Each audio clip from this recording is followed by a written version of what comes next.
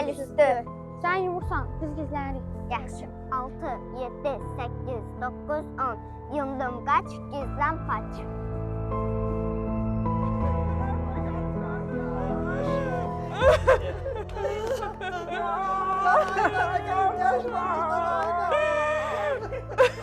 Gözlerimi yollarda koydum, ay yoldaş.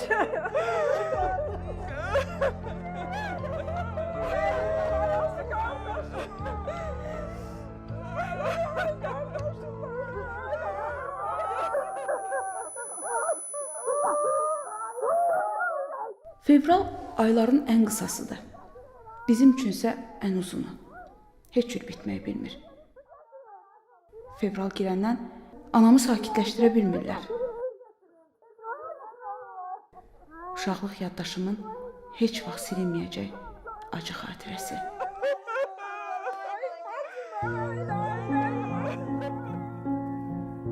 Dörd bir tərəfdən kəndə 4 il boyunca hücumlar olub. Dağın döşündən bidonlar yandırılıb kəndə hücumlar olub. Ferma yandırılıb, diri-diri 6 nəfərimiz şəhid olub. Nə vaxtsa burada böyük bir el yaşayıb. Dağların qoynuna sığınan abad, gözəl kənd olub. Geriyə nə qalıb? Viran olmuş, talanmış yurt, yarım qalmış talihlər, acı xatirələr. Bizi yurdumuzdan didərgin salmasaydılar, mən də burada böyüyəcək, məktəbə gedəcəkdim.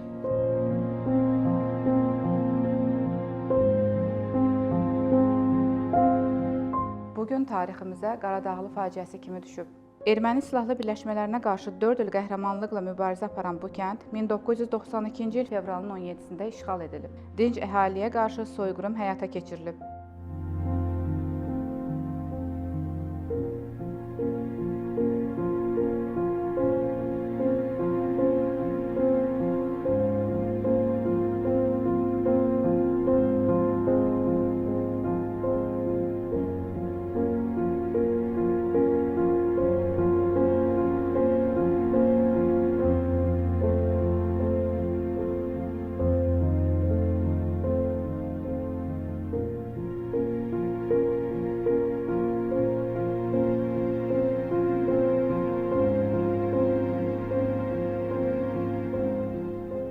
Belə baxanda hər şeyə sahibəm.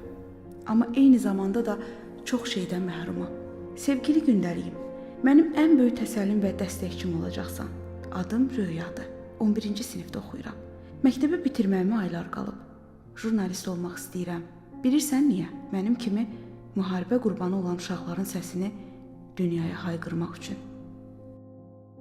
Elə hisslər var ki, insan boğazında düyünlənir, amma onu hayqırmaq istəyir, demək istəyir.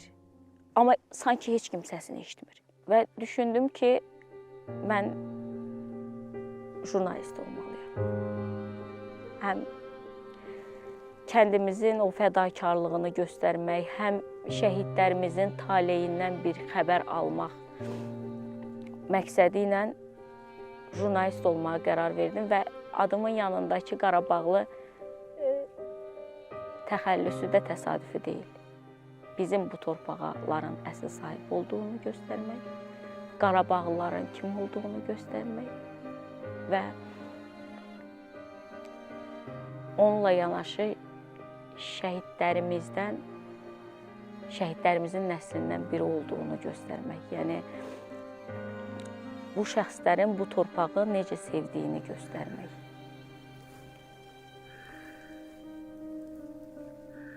...1992-ci ilin 17 fevralı Xocalı soyqırımından 9 gün əvvəl Qaradağlının ən qara günü.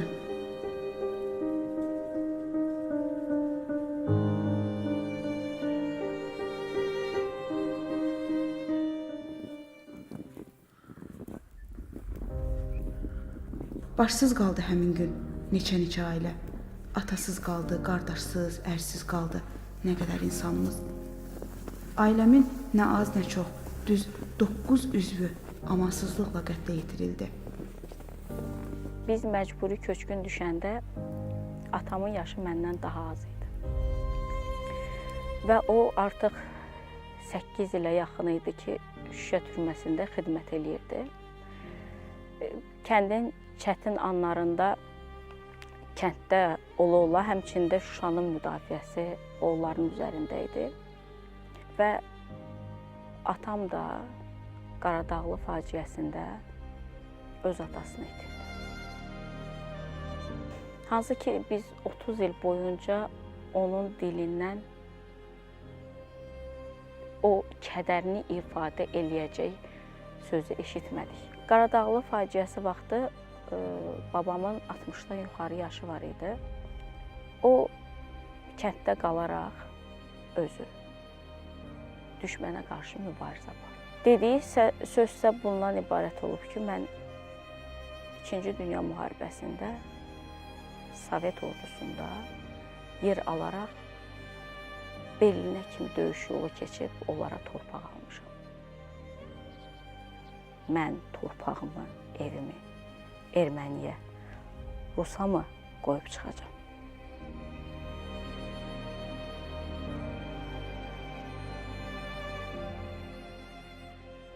Anamın qucağında yeni doğulan körpə olmuşam ermənilər kəndimizi işğal edəndə. Mən yanvarda dünyaya göz açmışam. Qaradağlı isə fevralda işğal olub. Yaşadıq bu faciəli tarixlə. Qarabağda baş verənlər təkcə bir nəsli məhv eləmədi. Onu yaşayan nəsli məhv elədi, ondan sonraki nəsli məhv elədi və bizi məhv elədi. Nə ilə məhv elədi? Kədərimizlə, yaşantılarımızla, dərdimizlə, uşaqlığımızı almaqla.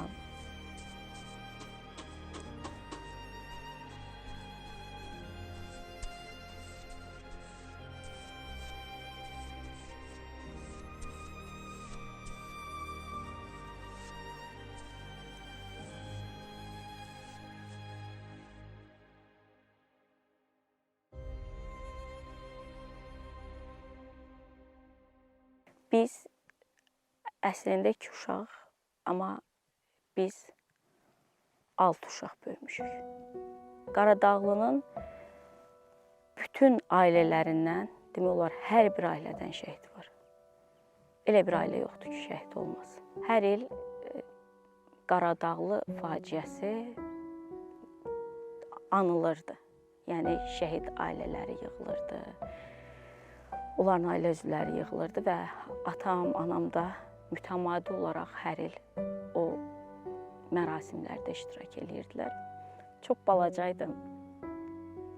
Bəlkə də heç 5-6 yaşım olmazdı. Hər il mən də onlarla getmişəm o faciəni anmağa, şəhidlərimizi anmağa. Mənə dedilər ki, bəs maşında otur. Sən maşında otur, düşmə. Bu mərasimlərdə Beyləqanda keçirilirdi.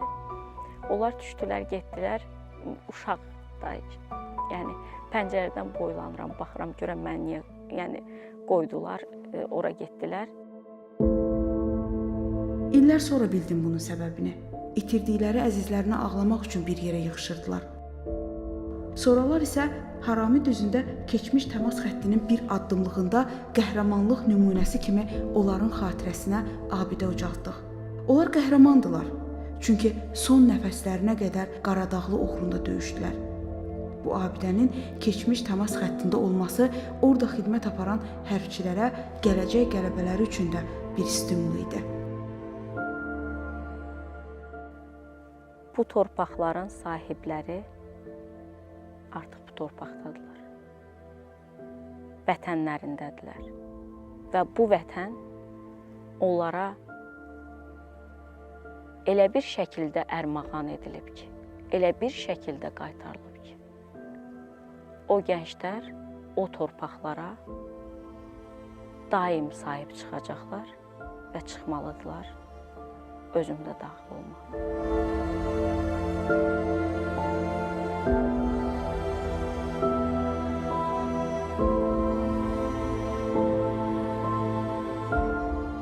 Çox istəyərdim, atam da bu dəqiqə burada yanımda olsun. Ən çox onun haqqı idi Qaradağlını azad görmək. Dağ boyda ürəyində, dağ boyda niskil daşıdı 30 ilə yaxın.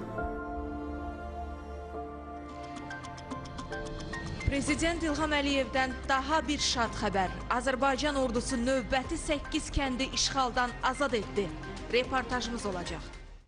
İndi isə bu və digər xəbərlər barədə təfərrüatı ilə. Prezident İlham Əliyev bugün daha bir sevincli xəbəri bizimlə bölüşüb. Dövlət başçısı Twitter səhifəsində yazıb. Rəşadətli Azərbaycan ordusu tərəfindən Füzuli rayonunun Qaradağlı, Xatunbulaq, Qarakollu, Xocavənd rayonunun Bulutan, Məlikcanlı, Kəmərtürk, Təkə, Tağasir kəndləri işğaldan azad edilib. Eşq olsun Azərbaycan ordusuna, Qarabağ Azərbaycandır. Xəbər verdiyimiz kimi oktyabrın 3-də Prezident İlham Əliyev... İş yoldaşlarım məni təbrik edirlər. Atam da evdə o xəbərə sevinib ki, kəndimiz işğaldan azad edildi.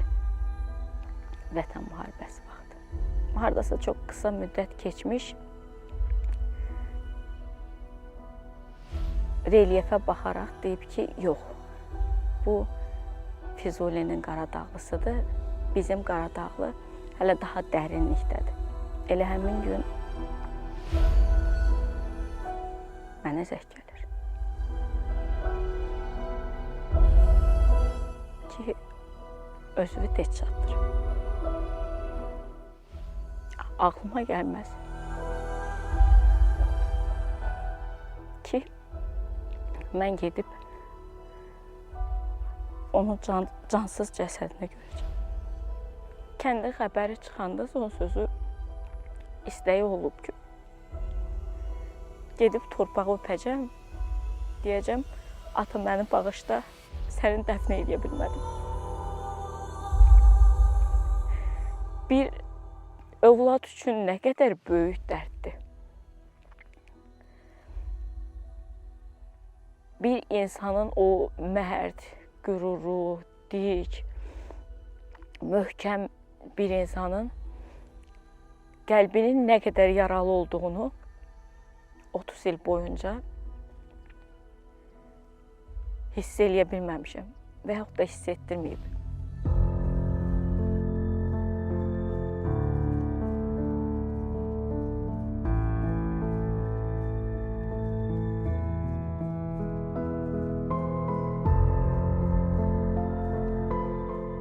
Salam əskər. Salam. Allah rəhmət eləsin. Axır gəlimiz olsun.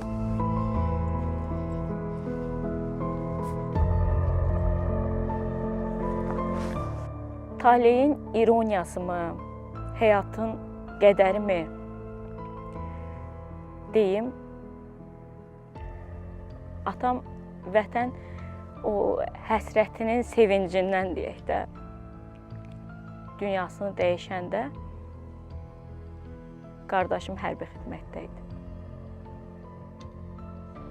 Və o da torpaqlarımızın müdafiəsində idi. Hamı gəldi ki, üstümə. Bəs biz onu deyə bilmədik. Bu xəbəri verə bilmədik. Nə olub? Nə olub?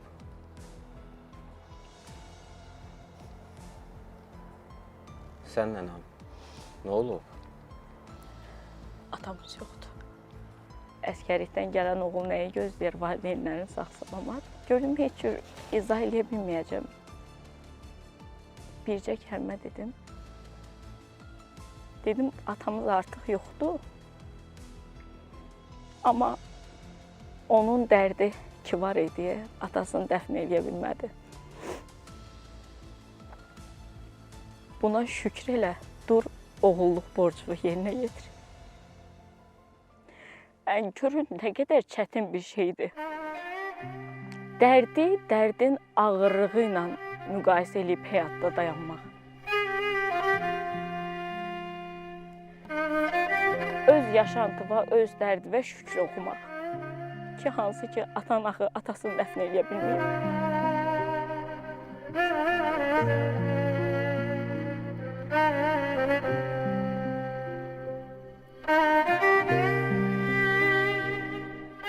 Sevgili gündəliyim, illər əvvəl sənə jurnalist olmaq arzumu yazmışdım.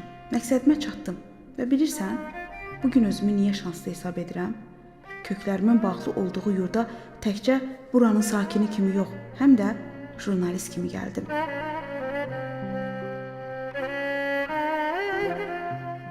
Vətən müharibəsindən sonra ilk getdiyim yer Şuşa türməsi oldu.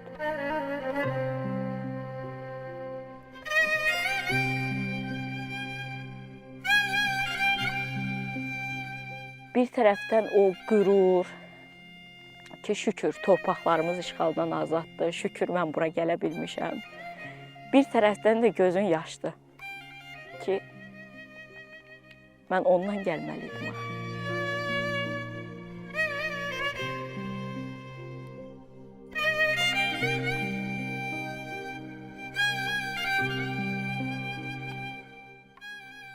O danışırdı, Şuşa türməsindən Xankəndiyə gözəl mənzərə açılır. Divarlara baxırsan, daşa baxırsan, görəsən buradan keçib, görəsən burada neyniyib ki, artıq o suallarının cavabın o vaxtı orada işləyənləri tapmaqla almağa çalışırsan.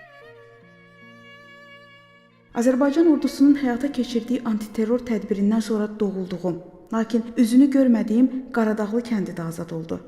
Mən ondan cismən uzaqda böyüdüm, amma ruhən onunla böyüdüm.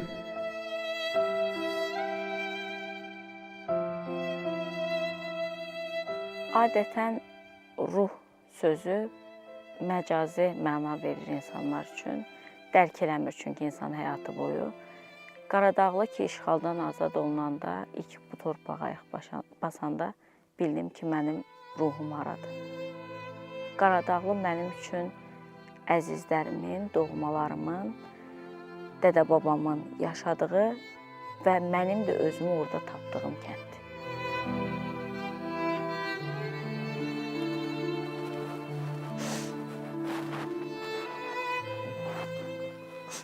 Ana, nə olub? Niyə yenə ağlayırsan?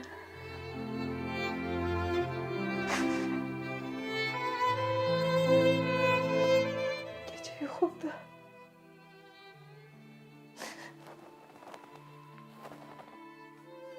Dayını gördüm.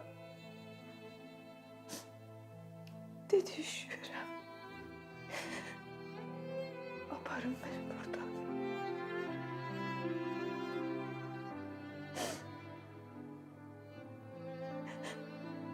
Talihim yine karanlık kalacak.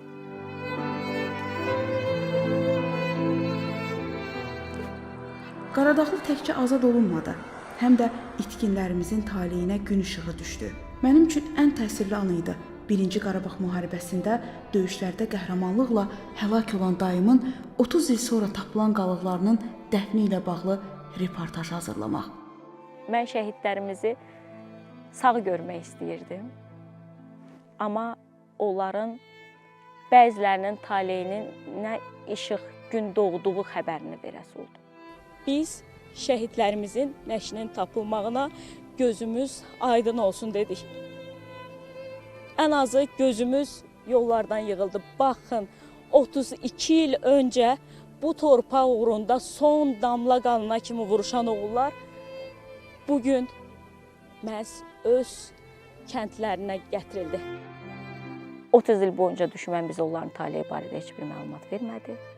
Hətta müharibədən sonra da onların taleyinin necə olmağı, qalıqlarının harda bastırıldığı barədə dəfələrlə müraciət olunsa da heç bir nəticə gəlmədi. Və bir gün zəh vurdular ki,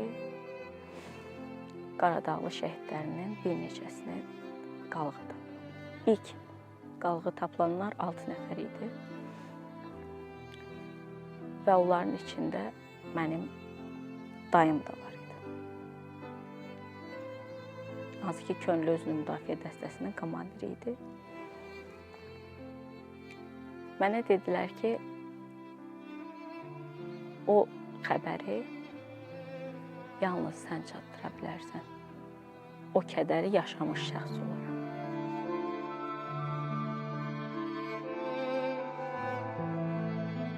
Sevgili gündəliyim, səninlə sağollaşmağın vaxtıdır. Anamın qucağındaydım yurdumdan didərgin salınanda. Artıq özüm anayam. Artıq nisgildə, məhrumiyyətdə, ağrı-acılı günlər də geridə qalıb. Biz yaşadıqlarımızı unuda bilmərik. Unutmadan gələcəyə addımlayırıq. Bu torpaqlar bizimdir. Dünən də buradaydıq, bugün də buradayıq, sabah da burada olacağıq. Daha heç bir qüvvə bizi yurdumuzdan qopara bilməyəcək. Bundan sonra Qaradağlı düşmənin ürəyinə dağ olacaq.